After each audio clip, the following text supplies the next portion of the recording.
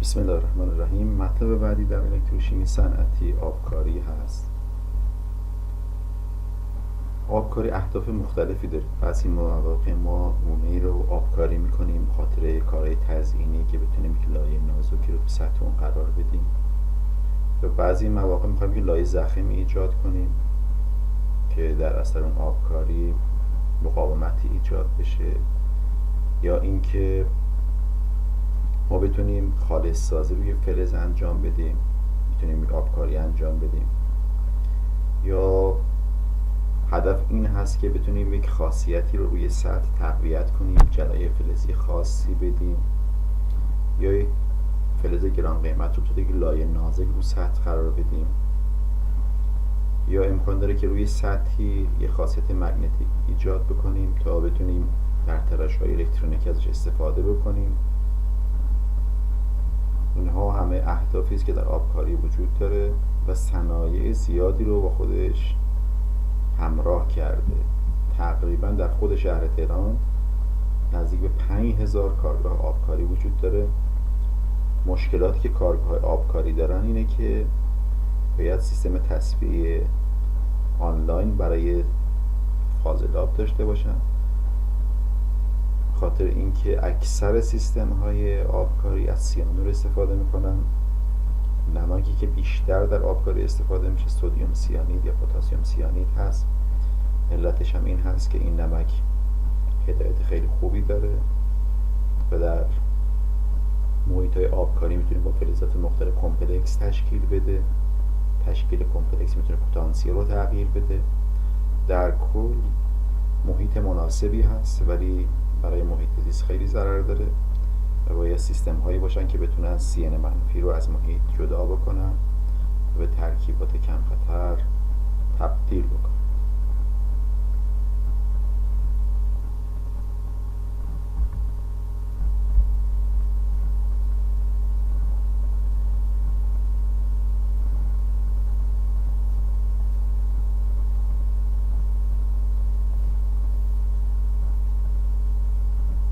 وقتی که بخوایم آبکاری انجام بدیم ما یک سلول الکترولیتی نیاز داریم.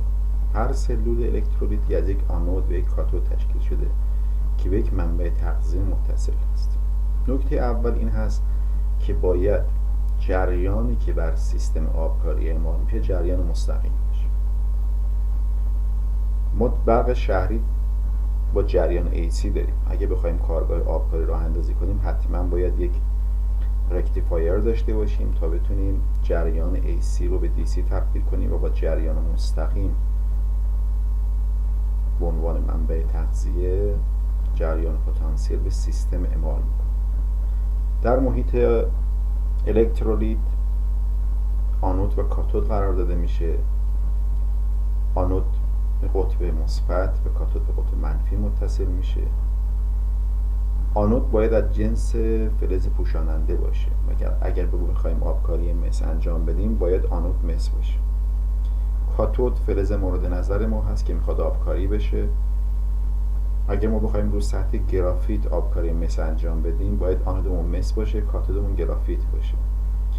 و الکترولیت که نقش رسانایی یون رو داره و تأمین کننده هدایت یونی هست و تأمین کننده یون هست، باید سرشار از CU2 مثبت باشه که برای اضافه شدن هدایت از نمک‌های مختلفی هم به عنوان ساپورتینگ الکترولایت استفاده میشه تا بتونیم آبکاری رو انجام بدیم.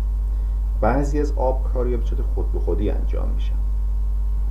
اگه شما یک تیغه آهنی رو در داخل یک محلول مس قرار بدید، CU2 مثبت به سرعت در سطح آهن احیا میشه و CU فلزی بر سطح آهن میشینه و آهن آبکاری میشه با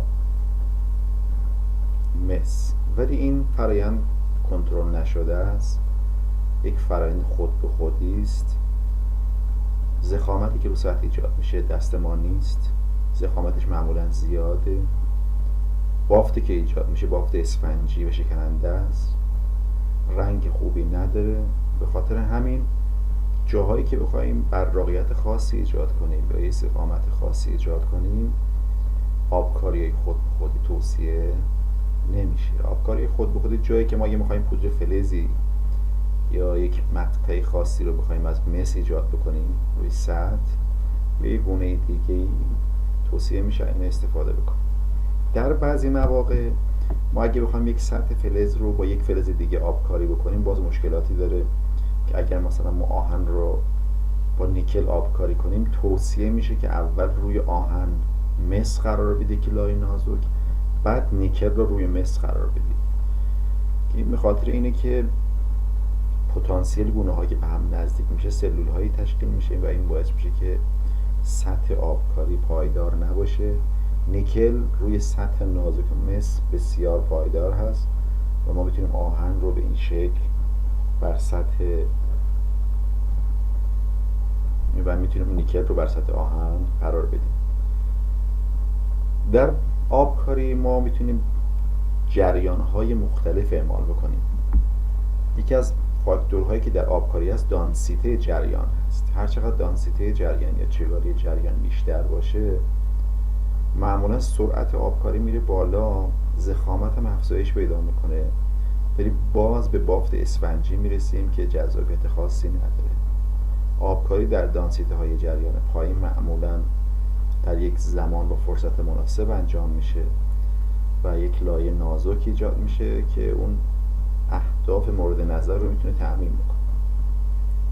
پس دانسیته جریان یکی از عواملی است که میتونه تاثیرگذار باشه. فاصله بین آنود و کاتود باید تنظیم شده باشه. این یک کار تجربی است که باید فاصله آنود و کاتود تنظیم شده باشه. پتانسیل هایی که به سیستم اعمال میشه نباید زیاد نوسان داشته باشه. اگه پتانسیل های خیلی منفی اعمال بکنیم احتمال داره در سیستم های ما که در محیط آبی کار میکنیم آب احیا بشه و گاز هیدروژن مشکلاتی برای ما داشته باشه و خاطر همین در بعضی جاها باید پتانسیل رو هم کنترل بکنیم.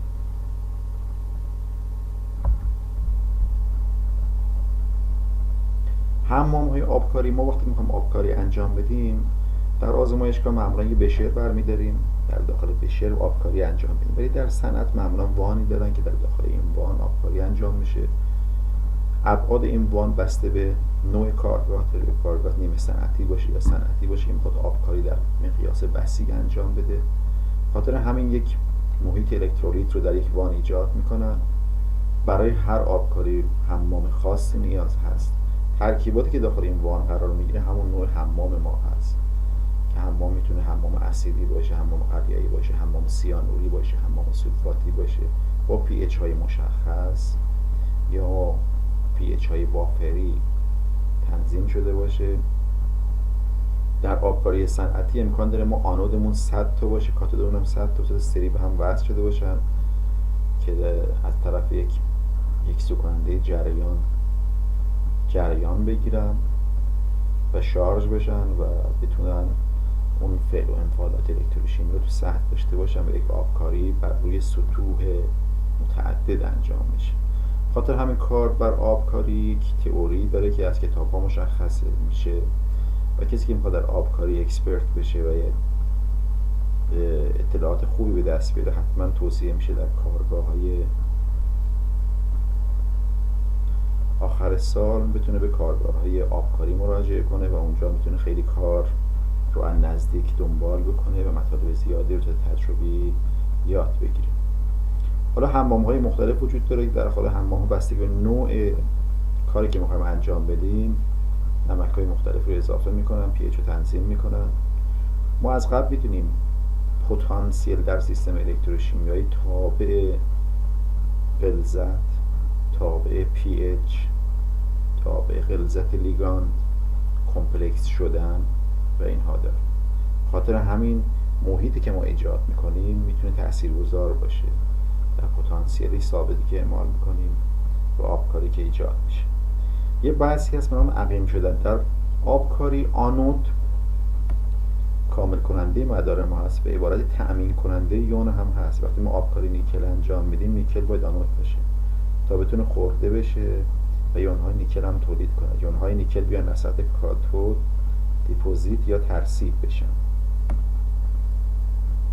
بعد از مدتی که ما جریان اعمال میکنیم با آنود امکان داره که لایه های اکسیدی پسیو بر سطح آنود ایجاد بشه و آنود رو عقیم بکنه. عقیم شدن آنود یعنی که آنود غیر فعال میشه، دیگه هدایتی نداره و از مدار خارج میشه. در این حالت دیگه آبکاری قطع میشه.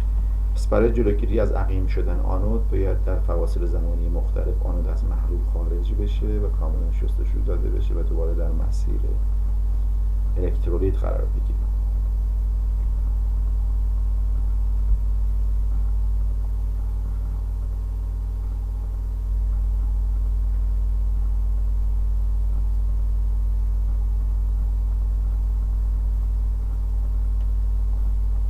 آبکاری‌های مختلفی داریم. یکی از آبکاری‌های مهم آبکاری مس هست که آبکاری مس معمولا در حمام‌های سیانوری و حمام‌های سولفاته ایجاد میشه.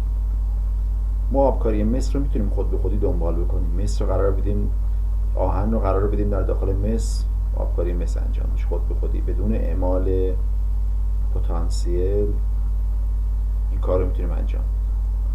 ولی اون چیزی که در آبکاری مطرح هست اینه که ما یک منبع تغذیه داشته باشیم، با اعمال جریان یک آبکاری تنظیم شده داشته باشیم. معمولا این نوع آبکاری ها در محیط سلول الکترولیت در حمام های مختلف انجام میشه. حمام های معروف برای این مس که مثل براق ایجاد میکنه حمام سیانوری هست که ترکیباتش اینجا نوشته شده، چه جریانی باید اعمال بشه، دما باید چقدر بشه و ترکیب الکترولیت چه جوری باشه. نیازی نیست که شما اعداد رو حفظ بکنید، فقط ترکیبی از این شرایط ذهنتون باشه کافی هست. وگرنه نیاز نیست شما اعداد رو حفظ بکنید، چون این اعداد از کتاب مرجع استخراج شد. آبکاری در محیط سولفات هم اینجا مس سولفات استفاده میشه، در حمام سیانوری مس سیانید استفاده میشه که میتونه دستور عمل خاصی داشته باشه با این آبکاری انجام میشه. معمولا اگه بخوان آبکاری براق و لای نازک انجام بدن حمام سیانوری انجام میدن که بسیار مناسب است. که دیگه از آبکاری که در خیلی طرفدار داره آبکاری طلاست. آبکاری طلا خاطر اینکه جذابیت خاص خودش رو داره، ما میتونیم بر روی هر سطحی که مورد نظر هست طلا قرار بدیم. معمولا اینجا ما حمام سیانوری استفاده میشه، از نمک‌های سیانوری طلا استفاده میشه مثل KAUCN2 با دانسته جریان خاصی و دمای خاصی این کار رو انجام میده. حالا اگه بخوان طلای رنگی ایجاد کنن در حمام الکترولیت معمولا نقره سیانید، مس سیانید، مس استات یا ترکیباتی از نیکل اضافه میکنن که هر کدوم رنگ خاصی رو به طلا میده. وقتی که میخواد طلای مثلا سبز با افزایش نقره سیانید امکان پذیره، یا مثلا با افزایش ترکیبات نیکل میتونیم به طلای سفید برسیم. باز یک از آبکاری که مهم هست آبکاری نیکل هست که آبکاری نیکل هم در حمام‌های مختلف انجام میشه.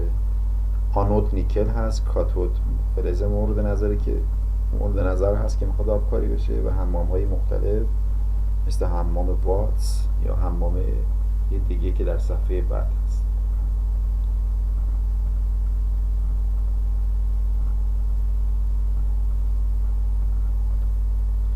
که از حمام‌های معروف برای نیکل حمام واتس هست که از نیکل سولفات استفاده میکنه و نیکل کلورید با بوریک اسید پی اچ بین 2 تا 5 دانسیته جریان مشخص و آنود نیکل تیره میتونیم استفاده کنیم با این مشخصات. میتونیم نیکل کلورید داشته باشیم با بوریک اسید با پی اچ 9 تا 11 یا حمام دیگه هم که در کتاب مرجع بر اینها نوشته شده که در صنعت از بسته به این که این آبکار نیکل برای کدوم صنعت داره انجام میشه و بر اساس تجربیات قبلی از نوع حمام استفاده میکنم برای به دست آوردن یک آبکاری با کیفیت بالا.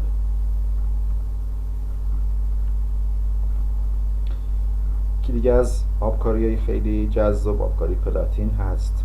پلاتین بخاطر اینکه قیمت هست، کاربردهای خیلی خوبی داره.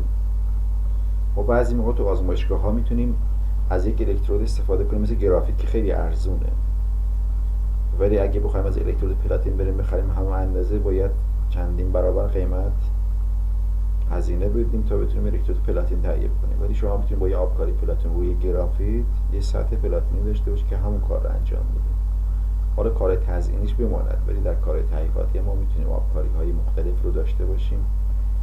مثلا حمام های مختلفی برای اینها هست که هم مثلا نمک H2PT 2CL6 استفاده میکنن. حمام های نوع اول، نوع دوم، مثل حمام های نیتراتی با این ترکیبات مشخص ما میتونیم استفاده کنیم برای آبکاری پلاتین. آبکاری دیگه آبکاری نیکل نقره هست که این هم در حمام های سیانوری انجام میشه در دمای مشخص در حضور نمک نقره سیانید با غلظت مشخص. حالا حمام های دیگه هم هست برای نقره با درصد ترکیبات مختلف.